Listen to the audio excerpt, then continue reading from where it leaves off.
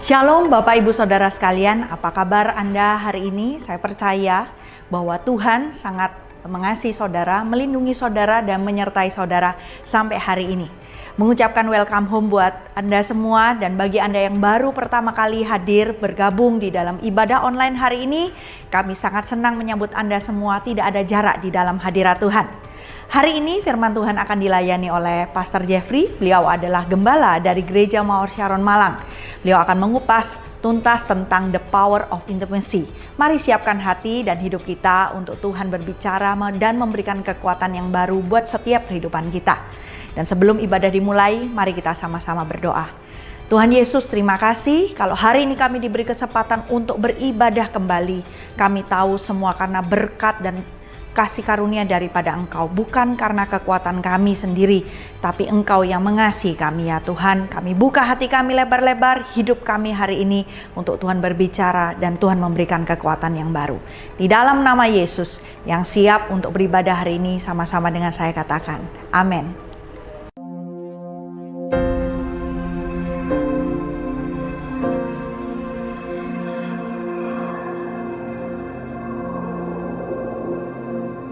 Orang yang suka memuji akan kuat roh doanya. Orang yang berdoa pasti berakhir memuji. Karena Allah bertata di atas pujian. Siapa memuji, Allah mengatasi hidupnya.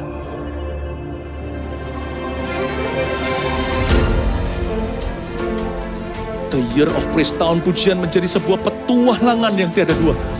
Menjadi sebuah pelajaran hidup yang langsung dari Kristus. Menjadi sebuah pengalaman yang indah. Waktu kita memuji Tuhan, seluruh kerajaan itu berdiri di sampingmu. Waktu kita memuji, seluruh kerajaan Allah dan kereta-keretanya yang tidak kelihatan berkuda dan berapi-api itu berada di kanan kiri. Semakin fisik kita lemah, roh kita semakin memuji Tuhan. Semakin jasmani kita terbatas, semakin rohani kita tidak boleh dibatasi.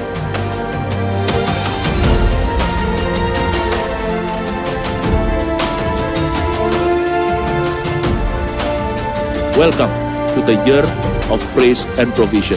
Mari kita mengizinkan Tuhan merajut rancangan yang belum pernah kita bayangkan.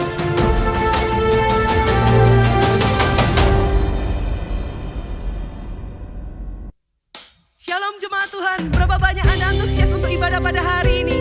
Mari kita hampiri tahtanya bersama-sama, haleluya.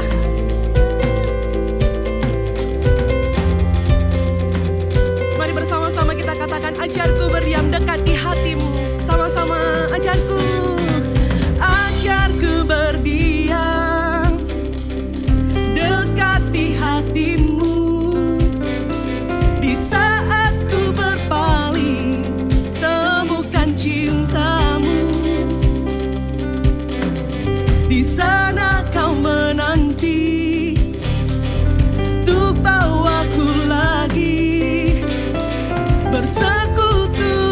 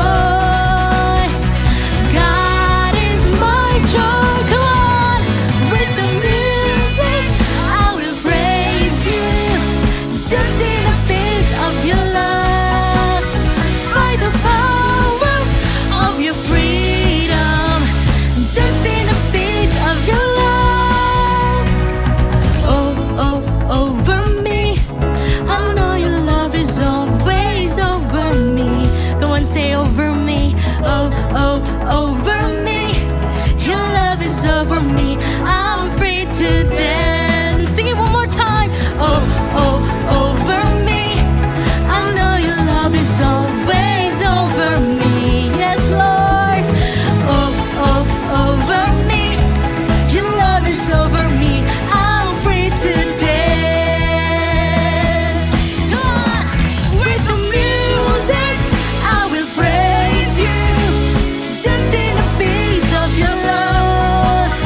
By the power of your freedom. Dancing the beat of your love. Sekali lagi. With the music, I will praise you. Dancing the beat of your love. By the power of your freedom. Dancing the beat of your love. Haleluya. Hallelujah. Engkau di tengah-tengah kami ya Tuhan.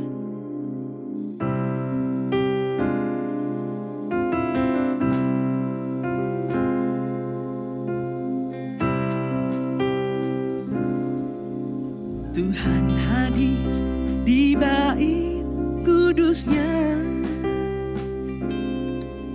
saat umat mencari wajahnya,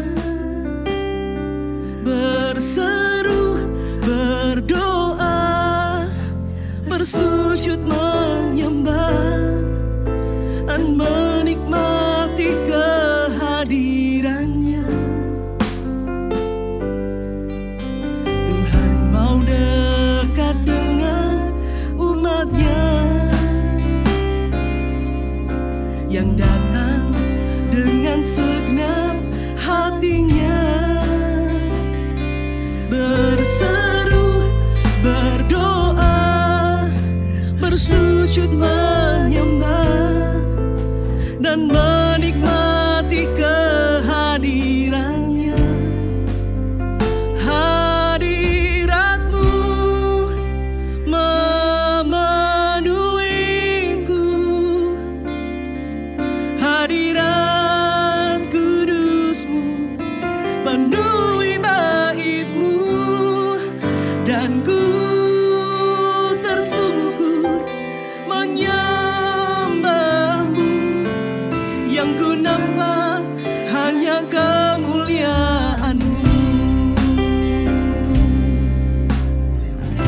Katakan Tuhan hadir. Tuhan hadir di bait kudusnya saat umat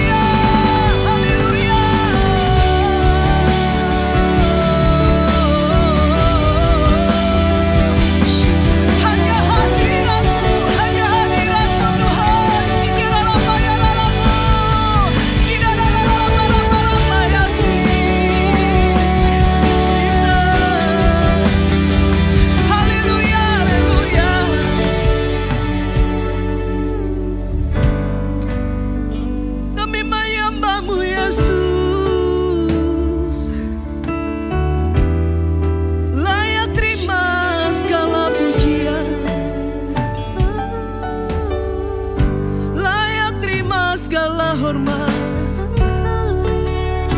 Hanya Engkau Yesus mulia. Ora lama ya syana marala. Mari sama-sama dengan saya katakan hadirat-Mu. Hadirat-Mu memenuhiku, memenuhiku. Hadirat kudus-Mu penuhi bait-Mu, dan ku tersungkur menyembah-Mu. Yang ku nampak hanya kemuliaan-Mu. Sekali lagi, hadirat-Mu memenuhiku. Hadirat kudus-Mu penuhi bait-Mu, dan ku tersungkur menyembah-Mu.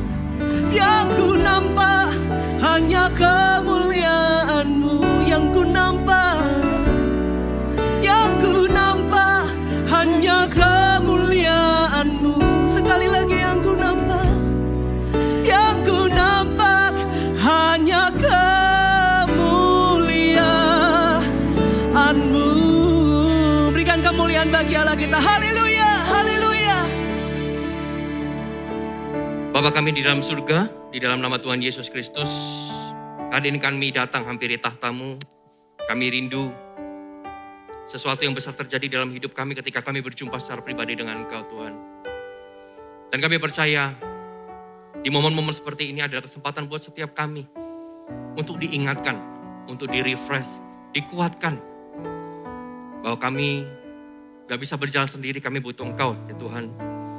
Berbicaralah melalui firman-Mu, sebab kami percaya firman-Mu ada kuasa yang mengubahkan. Ada kekuasaan yang membawa kami hidup di dalam kemenangan-kemenangan. Terima kasih Tuhan. Berkati jemaat-Mu. Urapi hamba-Mu. Sembunyikan hamba di balik kemuliaan-Mu. Biar sungguh rema yang kami dapat, rema yang kami terima. Dan itu mengubahkan. Terima kasih Tuhan. Di dalam nama Tuhan Yesus Kristus. Dan yang siap dibangun kebenaran firman Tuhan, mari kita sama-sama katakan. Amin. Shalom Bapak Ibu Saudara yang terkasih di dalam Tuhan. Shalom, yang menerima shalom saya bisa katakan ke kanan ke kirinya. Shalom juga, damai sejahtera Allah menyertai Anda semua. Saya percaya bahwa kasih karunia, kebaikan, kemurahan Tuhan memenuhi kehidupan kita. Dan hari-hari ini Tuhan ingatkan saya.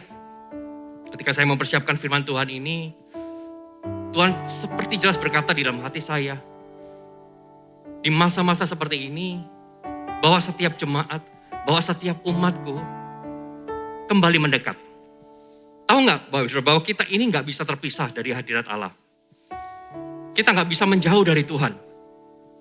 Satu firman Tuhan di dalam Kolose pasal yang kedua, ayat yang ke-6 dan ayat yang ke-7. Firman Tuhan katakan seperti ini. Kamu telah menerima Kristus Yesus, Tuhan kita. Karena itu hendaklah hidupmu tetap di dalam Dia. Hendaklah kamu berakar di dalam Dia dan dibangun di atas Dia. Hendaklah kamu bertambah teguh di dalam iman yang telah diajarkan kepadamu dan hendaklah hatimu melimpah dengan syukur. Sekali lagi firman Tuhan di dalam Kolose 2 ayat yang ke-6 berkata, kamu telah menerima Kristus Yesus Tuhan kita. Ada satu pertanyaan hari ini yang saya mau berikan kepada Anda semua. Seberapa banyak hari ini kita sudah menerima Yesus Kristus?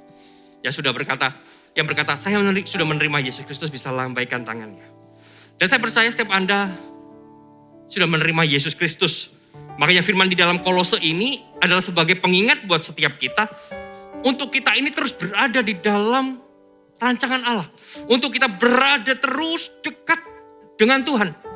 Dikatakan setiap orang percaya, yaitu orang-orang yang menerima Yesus Kristus, harus hidup tetap di dalam Dia. Di dalam Dia adalah suatu gambaran tentang sebuah hubungan, tentang sebuah keintiman yang Tuhan mau kita kerjakan setiap hari. Keintiman dengan Tuhan itu tidak berbicara tentang sebuah keadaan kita, Bapak Saudara. Tidak dipengaruhi oleh keadaan. Apapun keadaan kita, Tuhan mau kita ini intim dengan Dia. Tuhan mau kita ini dekat dengan Dia. Tuhan mau kita berusaha untuk terus membangun sebuah keintiman, kedekatan. Karena apa? Karena standar Kristus itu barang siapa sudah menerima Yesus Kristus, ya wajib tinggal dekat Dia. Kita harus terus hidup di dalam Tuhan, kita harus berakar semakin teguh di dalam iman. Dan hidup melimpah dengan syukur di dalam segala keadaan. Ini adalah bentuk salah satu cara bagaimana kita ini bisa terus intim. Bisa terus dekat dengan Allah di dalam segala keadaan. Standar kedekatan kita bukan karena keadaan. Kalau hari ini kita berada di dalam zona aman, mungkin hidup kita baik-baik saja. Hidup kita ini diberkati. Kita belajar untuk dekat sama Tuhan. No. Di dalam segala keadaan, firman Tuhan katakan, barang siapa sudah menerima Yesus Kristus sebagai Tuhan, ia wajib dekat dengan Dia. Ada sebuah hubungan yang dibangun terus menerus. Yang Tuhan mau kita bangun. Tuhan mau kita kerjakan. Makanya di momen-momen seperti ini, pandemi seperti ini kesempatan buat setiap kita.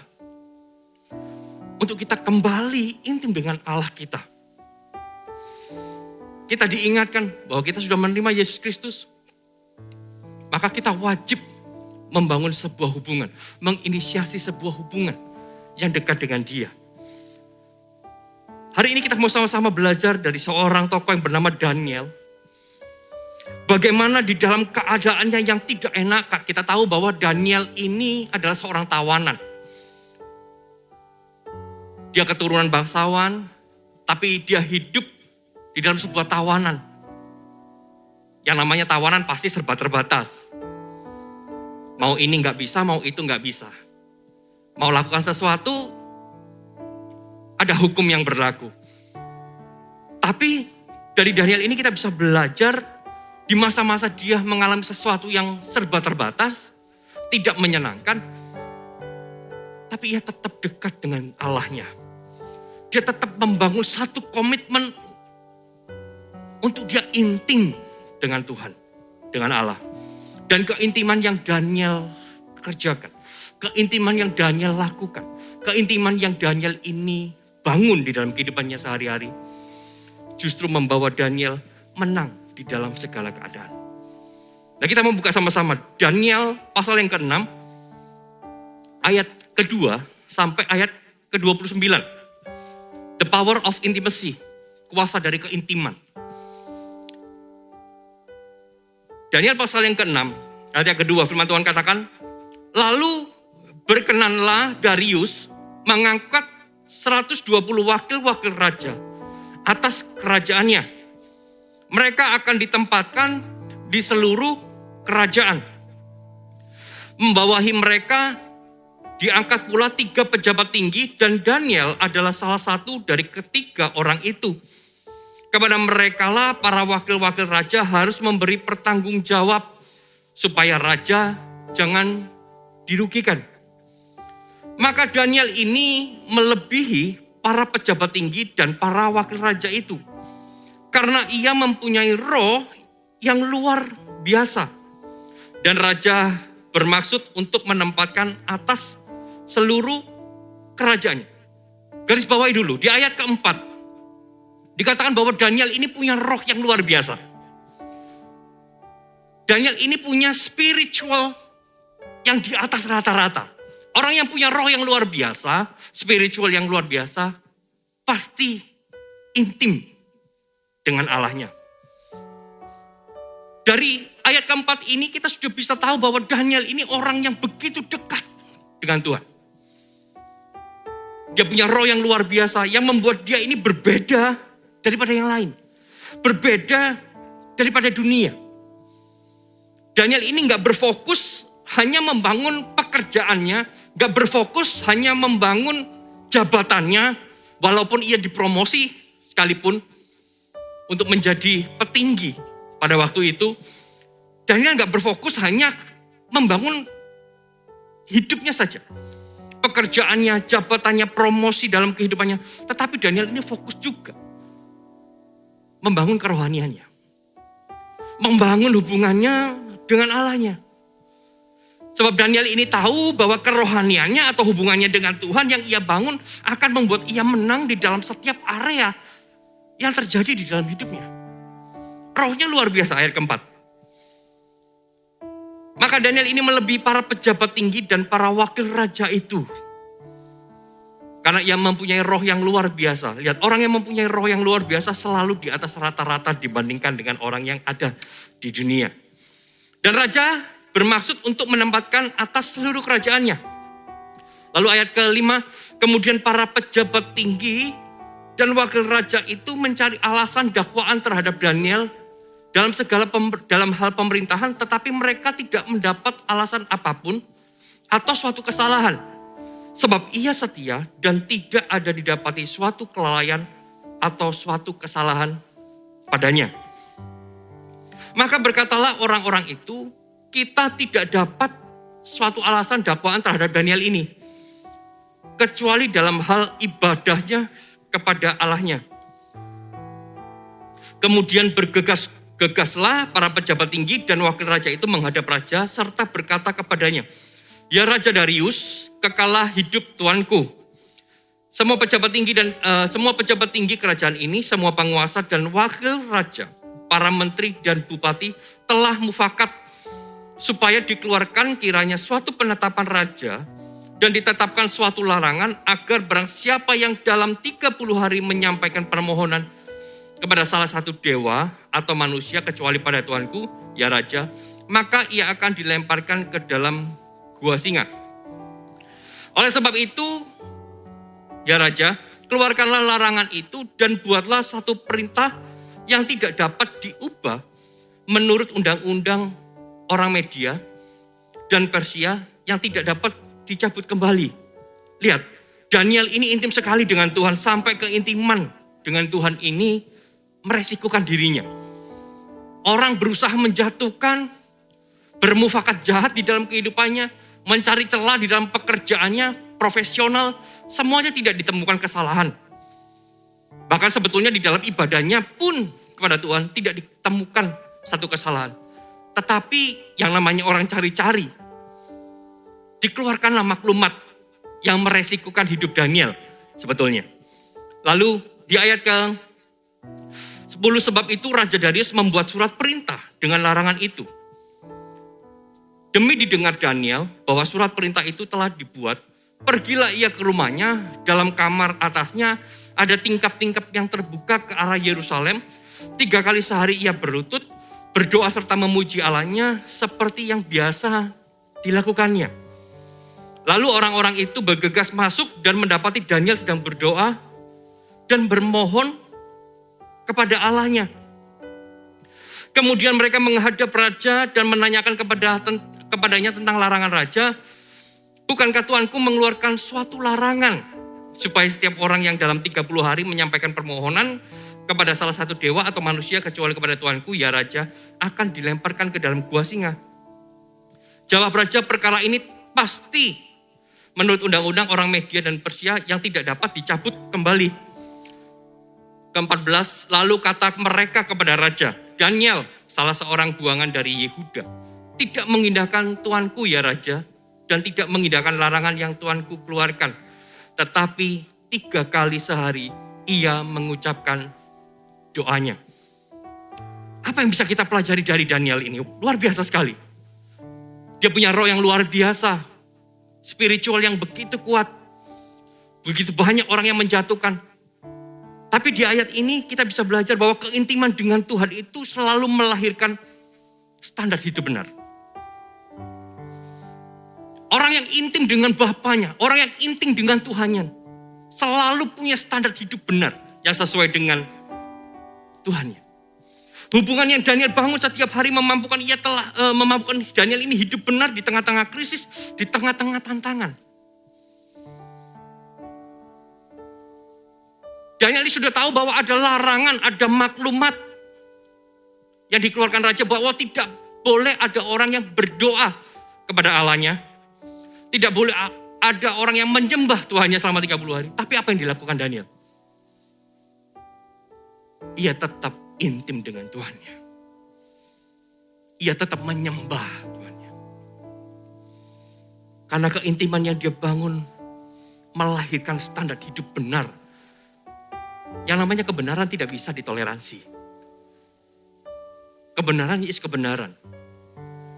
Daniel tidak kompromi. Kita tahu di ayat-ayat sebelumnya kita tahu bahwa Daniel ini hendak dipromosi menjadi petinggi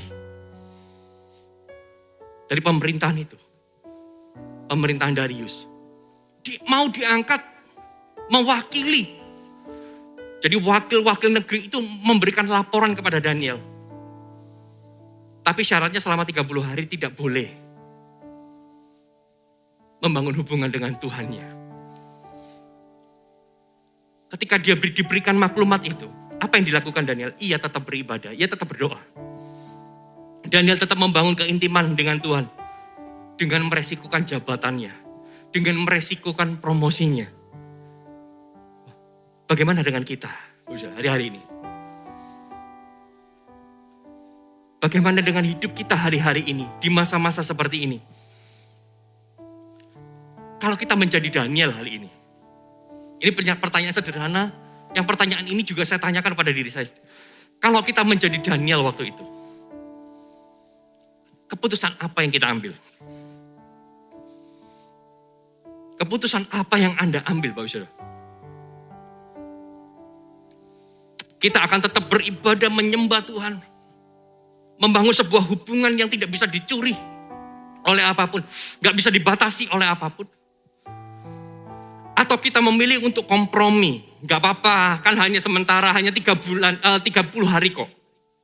Hanya 30 hari. Daniel juga bisa berkata bahwa, cuma 30 hari gak apa-apa lah daripada setelah ini aku melanggar, nanti promosinya di cancel, jabatannya diambil, 30 hari gak apa-apa lah. Tapi Daniel memilih, no.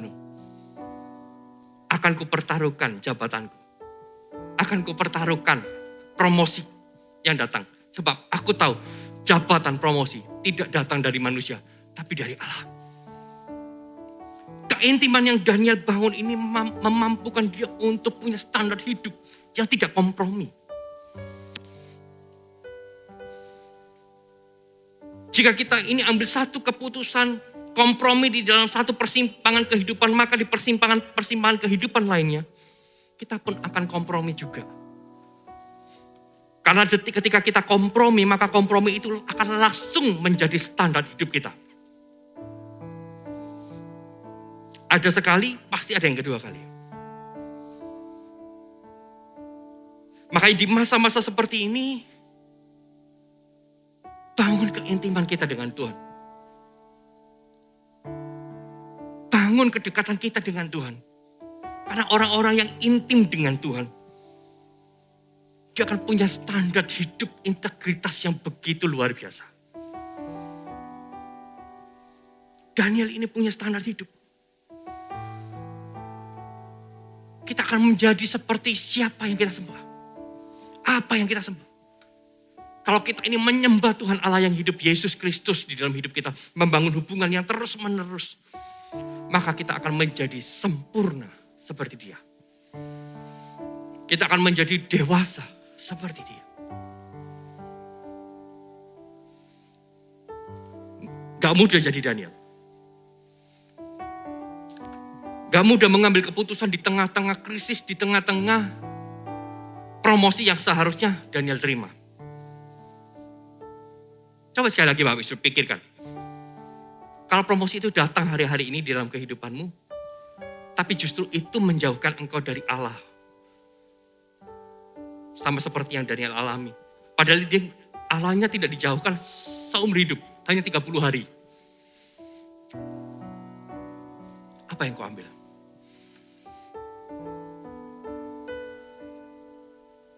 Apa yang kau ambil? Pasti sulit keputusannya. Oh iya berat juga ya. Di satu sisi ini aku perlu jabatan promosi yang datangnya dari Tuhan.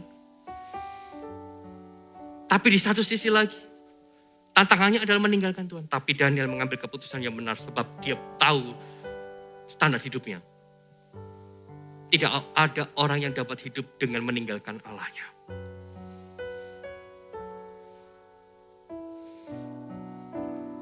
Di masa-masa seperti ini ibadah online, masihkah kita haus?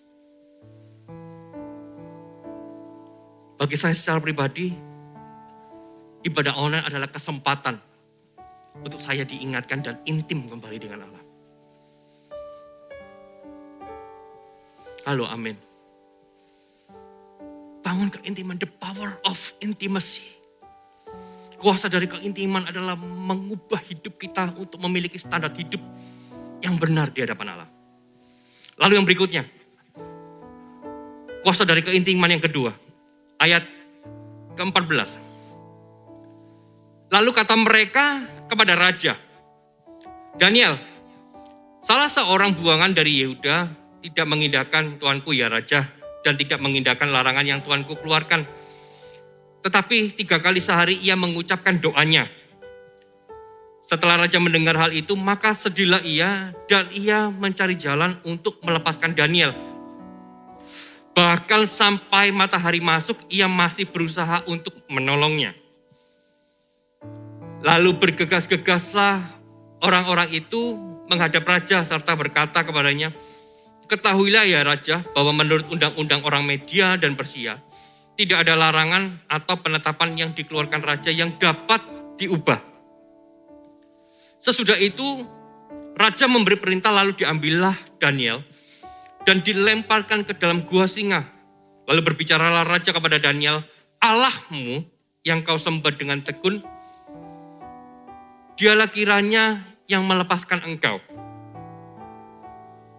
Maka dibawalah sebuah batu dan diletakkan pada mulut gua itu, lalu raja mencap itu dengan cincin meterainya dan dengan cincin meterai para pembesarnya, supaya dalam hal Daniel tidak dibuat perubahan apa-apa. Dari ayat ke-14 dan 18, apa yang bisa kita pelajari dari Daniel? Sampai raja pun berkata, Allahmu yang kau sembah dengan tekun, dialah kiranya yang melepaskan engkau. Keintiman dengan Tuhan itu melahirkan shalom, damai sejahtera. Yang namanya shalom itu selalu datangnya dari Allah. Firman Tuhan di dalam Yohanes 14 ayat 27, damai sejahtera atau shalom kutinggalkan bagimu, damai sejahteraku kuberikan kepadamu, dan apa yang kuberikan tidak seperti yang diberikan oleh dunia kepadamu. Janganlah gelisah dan janganlah gentar hatimu. Keintiman dengan Tuhan itu selalu melahirkan shalom. Kita tahu bahwa ketika Daniel ini tetap mengambil keputusan, aku akan tetap beribadah, menyembah Allahku, sehari 3 kali, yang terjadi adalah Daniel ini ditangkap. Dan ketika ditangkap, yang menarik adalah ketika Daniel ditangkap, Raja Darius ini berusaha untuk menyelamatkan dia. Kenapa ditulis? Ini sebuah perbandingan bagaimana damai sejahtera yang datangnya dari manusia tidak akan pernah dapat mengalahkan damai sejahtera yang datangnya dari Allah. Ketika Raja Darius ini berusaha menolong Daniel, apakah Daniel tidak tahu? Daniel tahu bahwa Raja Darius ini berusaha sampai beberapa waktu lamanya berusaha untuk supaya Daniel ini tidak dimasukkan ke gua singa. Tapi ketika Raja Darius ini sudah tidak bisa lagi, maka dia berkata, Allahmu yang kau sembah dengan tekun, dialah kiranya yang melepaskan engkau. Kata damai sejahtera sendiri dalam Yohanes 14 ayat 27 adalah kata shalom dalam bahasa Ibrani yang artinya adalah kesehatan, keutuhan, kelengkapan, serta kedamaian hati dan pikiran. Itu artinya. Jadi ketika kita memiliki shalom, dapat dikatakan bahwa kita ini sehat secara keseluruhan. Yang dimaksud, Yesus berkata, damai sejahtera ku tinggalkan bagimu, damai sejahtera ku berikan padamu, dan apa yang kuberikan tidak seperti yang diberikan oleh dunia kepadamu, adalah bahwa shalom yang ada di dalam kehidupan Tuhan Yesus Kristus itu tinggal di dalam kita. Bagaimana ketika badai, Tuhan dengan tenang hardik badai tersebut. Ketika angin sakal terjadi, Tuhan redakan. Ketika Tuhan Yesus hendak dilempari batu, dia bisa lewat begitu saja, gak ada perasaan takut. Kenapa? Karena damai sejahtera ada di dalam kehidupan Tuhan Yesus waktu itu. Dan bukan hanya ketika Tuhan Yesus dilempari batu, ketika Tuhan Yesus ini disalib sekalipun. Ada damai sejahtera menaungi. Ketika Yesus terjadi badai, Tuhan Yesus pun bisa tidur nyenyak di atas kapal. Ini sebuah damai sejahtera. Makanya Tuhan Yesus dikenal sebagai Raja Damai. Karena ia berjalan di dalam damai sejahtera. Dan damai sejahtera ini yang ditinggalkan bagi kita. Orang-orang yang membangun keintiman. Sama seperti Daniel. Apakah dia gak takut dengan gua singa? Wow, saya rasa kalau manusia pasti takut. Tapi ketika dia intim, shalom itu lahir di dalam hatinya. Maka shalom ini yang membuat terjadinya ketenangan di dalam hidup Daniel. Walaupun ia berada di dalam masa-masa krisis di dalam kehidupannya. Apakah ia gak tahu bahwa di dalam gua singa itu ada singa yang begitu lapar yang hendak membunuh hidupnya? Daniel tahu. Tetapi ia juga tahu bahwa Tuhan pegang kendali. Shalom itu yang akan membuat kita ini tahu bahwa di dalam keadaan apapun Tuhan pegang kendali. Shalom itu akan membuat kita mengerti bahwa di dalam segala apapun Tuhan punya rencana. Maka ketika ditangkap dan dilemparkan di goa singa, dimasukkan ke sana, ditutup dengan batu sehingga Daniel gak bisa lari. Daniel tetap tenang. Ketika menghadapi krisis, Daniel tetap tenang. Kenapa? Karena shalom yang lahir dari keintiman itu menguasai hatinya. Shalom itu menguasai. Ketenangan yang datang dari shalom adalah sebuah ketenangan yang bukan lahir karena rasa aman kepada hal-hal duniawi. Loh, Daniel bisa aja menaruh rasa aman. Loh, aku kan dekat dengan raja. Aku kan dekat dengan Raja Darius, pasti dibela. No. Bukan karena itu. Tapi lahir dari Tuhan. Pengharapanku, kekuatanku, seluruh hidupku ada di tangan Tuhan. Sebuah ketenangan yang lahir di masa-masa krisis. Kita perlu loh Bapak Saudara, di masa-masa seperti ini punya shalom, punya ketenangan. Karena firman Tuhan jelas dikatakan 1 Petrus ayat ke-4, pasal ke-4 ayat ke-7. Karena itu kuasai dirimu, jadilah tenang supaya kamu bisa berdoa. Kita perlu shalom, supaya apa? Supaya ketika kita tenang, kita bisa berdoa. Dan kita tahu apa yang kita doakan. The power of intimacy. Keintiman melahirkan shalom di dalam diri kita. Coba cross check hari ini. Ketika Anda dengar firman Tuhan ini, bagaimana keadaan hati kita? Karena yang namanya shalom selalu melenyapkan ketakutan. Yang namanya shalom selalu melenyapkan kekhawatiran. Bagaimana perasaan hati kita hari ini? Di masa-masa seperti ini, apakah ketakutan itu masih ada di dalam diri kita? Ketika kita masih dikuasai oleh ketakutan hari ini. Ini adalah waktu yang terbaik, bangun hubungan dengan Allah. Intim dekat dengan Tuhan. Walaupun keintiman tidak bisa satu malam. Perlu waktu konsisten kita melakukannya.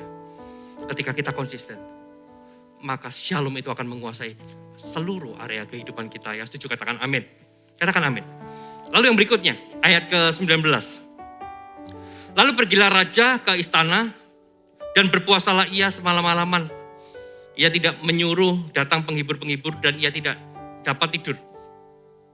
Pagi-pagi sekali ketika fajar menyingsing, bangunlah raja dan pergi dengan buru-buru ke gua singa. Dan ketika ia sampai dekat gua itu, berserulah ia kepada Daniel dengan suara yang sayu. Berkatalah ia kepada Daniel, Daniel, hamba Allah yang hidup, Allahmu yang telah kau sembah dengan tekun, telah sanggupkah ia melepaskan engkau dari singa-singa itu? Lalu kata Daniel kepada raja, ya raja, kekalah hidupmu. Allahku telah mengutus malaikatnya untuk mengatupkan mulut singa-singa itu. Sehingga mereka tidak mengapa-apakan aku, karena ternyata aku tidak bersalah di hadapannya. Tetapi juga terhadap tuanku ya raja, aku tidak melakukan kejahatan. Lalu sangat sukacitalah raja dan ia memberi perintah supaya Daniel ditarik dari dalam gua itu. Maka ditariklah Daniel dari dalam gua itu dan tidak terdapat luka apa-apa padanya karena ia percaya kepada Allahnya. Apalagi yang bisa kita pelajari dari Daniel?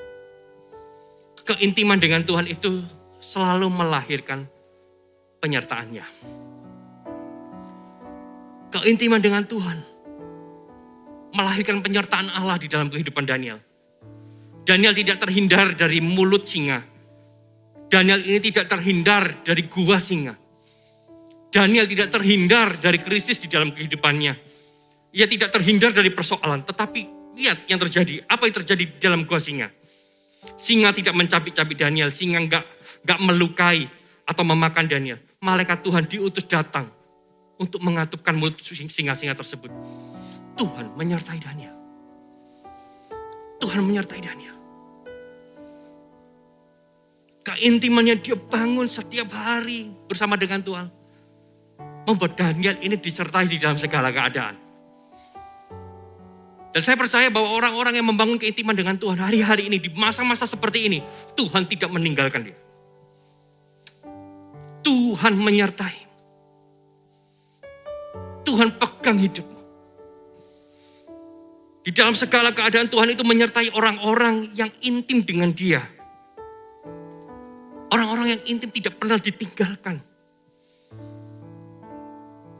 Sebab Allah hidup di dalam orang tersebut. Gak perlu takut, mungkin kita gak bisa terhindar dari masa-masa krisis ini.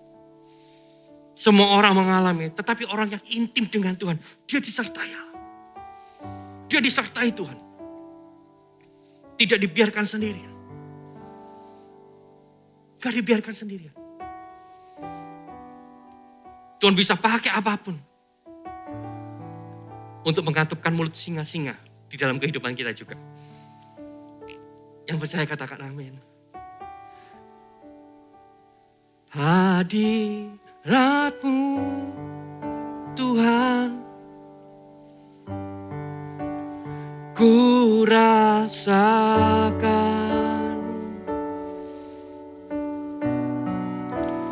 kekudusan-Mu Bapa, penuhiku.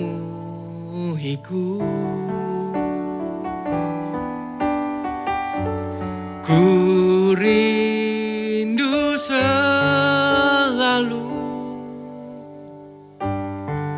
diam dalam bait-Mu, menikmati kasih anugerah-Mu. Sekali lagi mungkin kita ketika di dalam gua singa, Daniel berkata, hadirat-Mu Tuhan, ku rasakan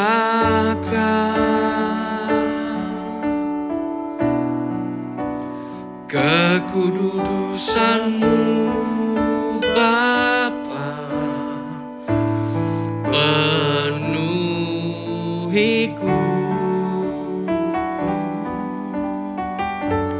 Ku rindu selalu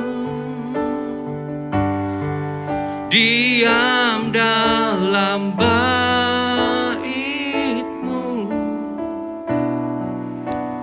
menikmati kasih anugerah-Mu. Di dalam keadaan krisis hari ini, jangan takut. Tuhan menyertai orang-orang yang dekat kepadanya. Justru di masa-masa seperti ini, bangun keintiman kita. Kembali mendekat kepada Allah. Allah tidak akan pernah meninggalkan orang-orang yang dikasihi, yang dekat dengannya. Itu berjalan sendirian di masa-masa krisis. Amin. Lalu yang terakhir, yang keempat. Kita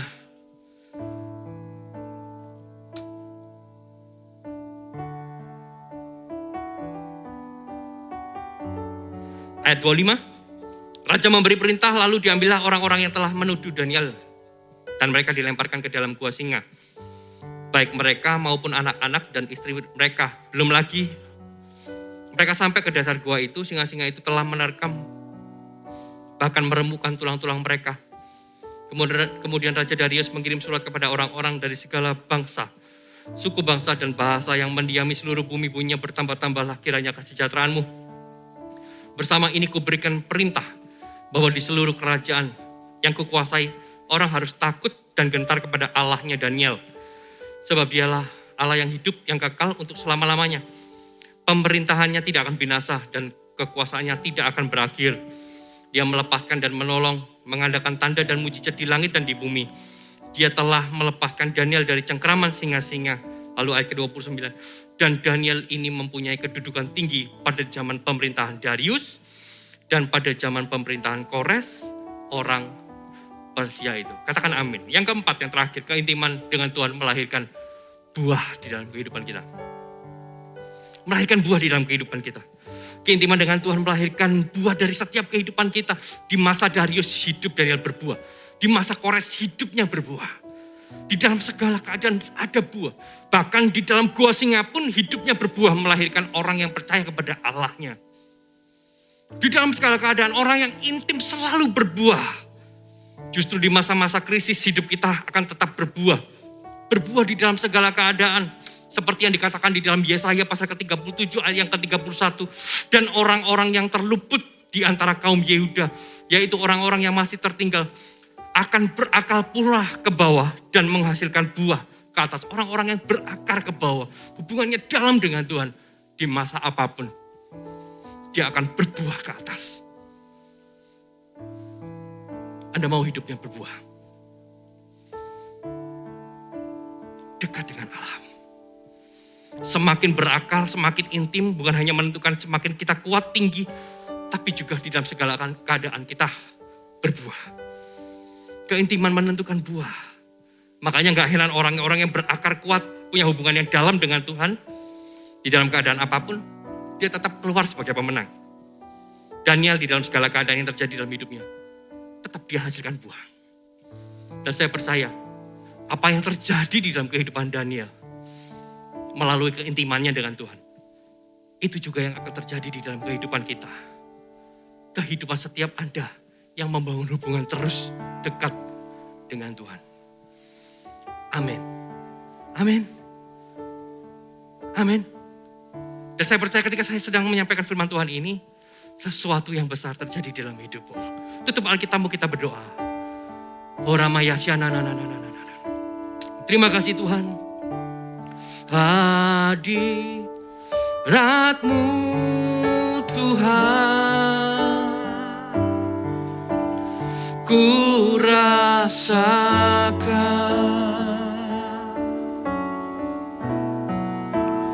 kekudusan-Mu Bapa, penuhiku.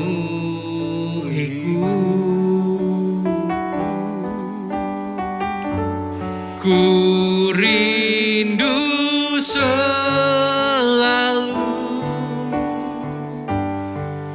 diam dalam bait-Mu,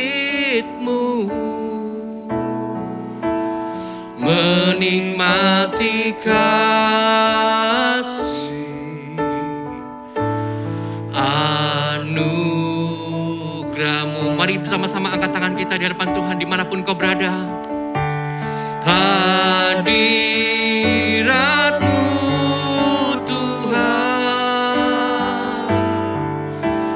ku rasakan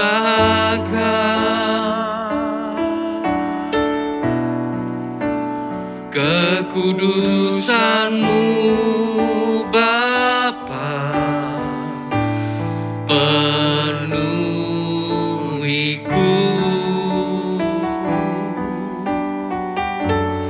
Ku rindu selalu diam dalam bait-Mu,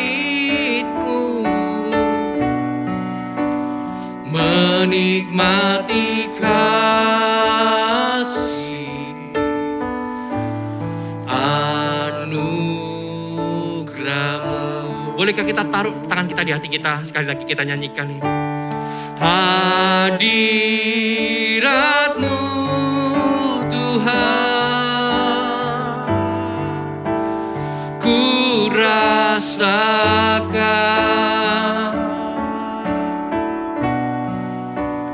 kekudusan-Mu Bapa, penuhiku.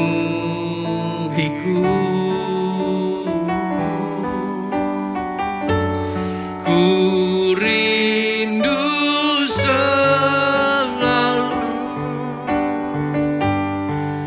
diam dalam bait-Mu,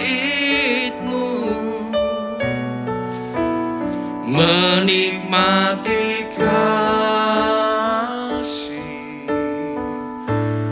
anugerah-Mu. Tempat di mana hari ini engkau berada, ketika Anda menyaksikan secara online, saya percaya bahwa Roh Kudus tidak terbatas ruang dan waktu. Dan setiap kita pasti percaya bahwa Tuhan ada di mana-mana, termasuk hari ini di rumah-rumah Anda, Dia ada di dalam hati Anda. Mari kita arahkan tangan kita ke depan. Tidak ada sebuah keintiman yang dibangun setiap hari kepada Tuhan menjadi sia-sia. Sebab kita belajar dari Daniel, setiap keintiman yang kita bangun, itu melahirkan perkara-perkara yang supranatural. Dari keintiman, kita punya standar hidup yang benar di hadapan Allah. Dari keintiman, lahir sebuah shalom damai sejahtera yang datangnya dari Tuhan. Yang tidak dikuasai oleh keadaan apa-apapun, tapi justru menguasai keadaan di luar kita. Dan shalom yang hari ini Tuhan sudah berikan dalam hidup kita, ini akan selalu membuat hidup kita tenang. Tidak ada ketakutan dan kekhawatiran di dalam saat-saat krisis sekalipun. Sebab kita tahu Tuhan menopang hidup kita. Dan keintiman yang kita bangun setiap hari membuat kita ini disertai Tuhan. Mungkin kita nggak terhindar dari masa-masa krisis. Mungkin kita nggak terhindar dari gua singa. Seperti apa yang dialami oleh Daniel. Tapi di dalam gua singa, dalam masa krisis, Tuhan menyertai. Dia utus malaikatnya untuk menjaga hidup kita. Tuhan ada di sana untuk memberikan kekuatan buat setiap kita. Tuhan jagai hidup kita. Dan keintiman yang kita bangun melahirkan buah di dalam segala keadaan. Siapa bilang di masa-masa krisis kita gak bisa berbuah? Tuhan katakan di setiap masa kita akan berbuah. Keintiman membawa buah di dalam kehidupan kita, di dalam segala masa. Dan saya percaya, saya berdoa dari tempat ini, Tuhan, biar Engkau dapati ada hati yang begitu haus dan lapar akan Engkau. Membangun keintiman, kedekatan, bukan hanya karena keadaan, tapi karena cinta. Dan ketika mereka membangun keintiman, maka the power of intimacy itu terjadi di dalam hidup setiap jemaat-Mu. Dalam nama Yesus. Dalam nama Yesus. Mari angkat kedua tangan kita di depan Tuhan. Oramaya syanananana. Hadirat-Mu Tuhan, ku rasakan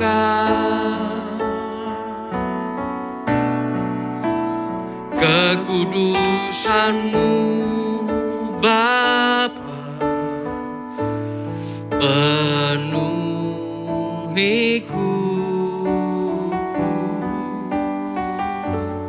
Ku rindu selalu diam dalam bait-Mu, menikmati kasih anugerah-Mu.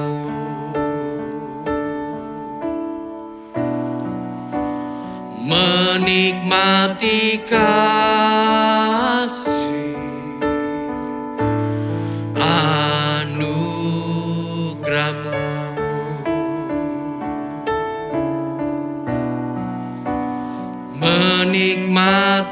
kasih anugerah-Mu. Mari kita angkat kedua tangan kita di hadapan Tuhan.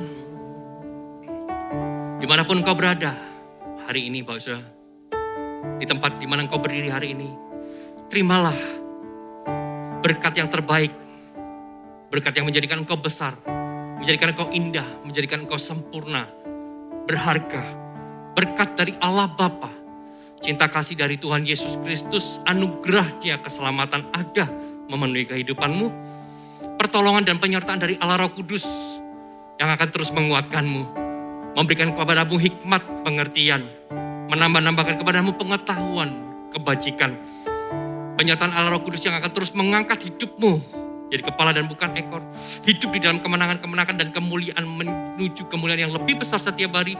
Dan ketika engkau takut akan Allah, berpegang pada firman-Nya, apapun juga yang kau perbuat akan disertai dan dibuatnya berhasil dari hari ini sampai selama-lamanya. Percaya terima berkat Tuhan, sama-sama kita katakan, Amin. Tuhan Yesus memberkati.